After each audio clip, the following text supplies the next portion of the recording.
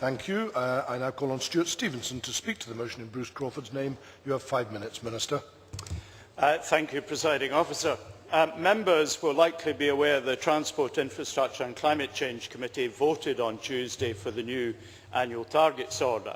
The committee's consideration of the order followed the deliberations of the working group that I established to consider the issues around the setting of annual targets. The contributions from members of the working group were constructive, and I'd like to thank everyone who participated.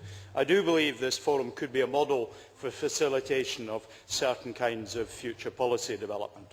The targets contained in the draft instrument we debate today are much more stretching than the targets in the previous order and require all of our current climate change policies to be delivered in full. The new draft annual targets order proposes targets for the years 2010 to 2012 that are approximately 2 megatons of CO2 equivalent lower each year than those in the previous version of the order. Over the entire period 2010 to 2022, the proposed new annual targets cumulatively would save 14 million tonnes of carbon-2 equivalent. The new targets follow the Committee on Climate Change advice on the shape of the trajectory. The Committee's original advice has been supplemented by further analysis outlining a potentially larger impact of recession on Scottish emissions, which justifies setting more stretching targets than the Committee's original analysis suggested.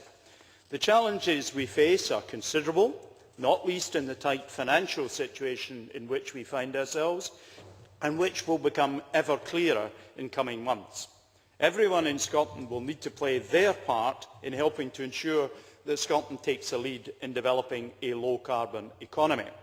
A vital part of a low-carbon economy will be the efficient use of resources. The Scottish Government's Energy Efficiency Action Plan, published yesterday, sets out a clear plan of action to deliver energy demand reduction and resource efficiency measures across the domestic, business and public sectors in Scotland. The plan includes a headline target to reduce total energy consumption by 12% by 2020. Local councils will also be given £10 million in grants to offer free insulation measures and provide energy-saving advice to up to 100,000 households.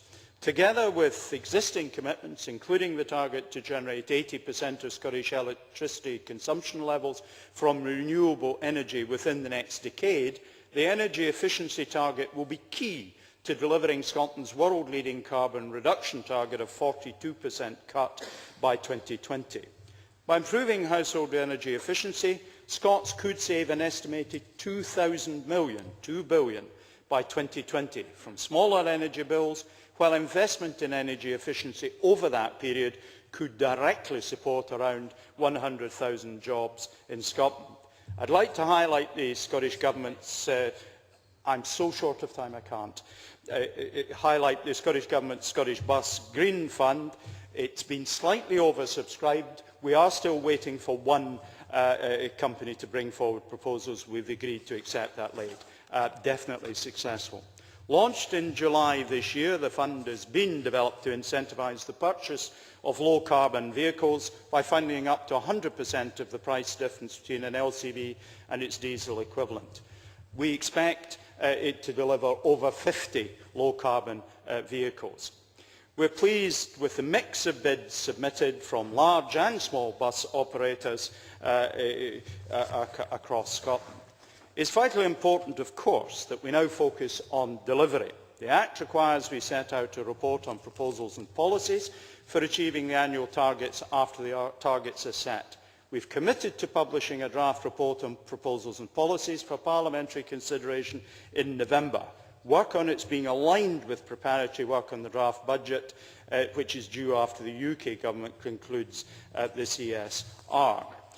The Climate Change Act, passed unanimously by the Scottish Parliament, has rightly been the subject of widespread praise in Scotland and internationally for the level of ambition it sets out. It is important we remain united behind Scotland's climate change ambition, which we unanimously supported. Scotland is the only country which can say year by year, through very stretching annual targets, how we will drive down emissions to our 2020 target of a 42% cut. I'm very pleased to support the motion in relation to this instrument moved by my colleague.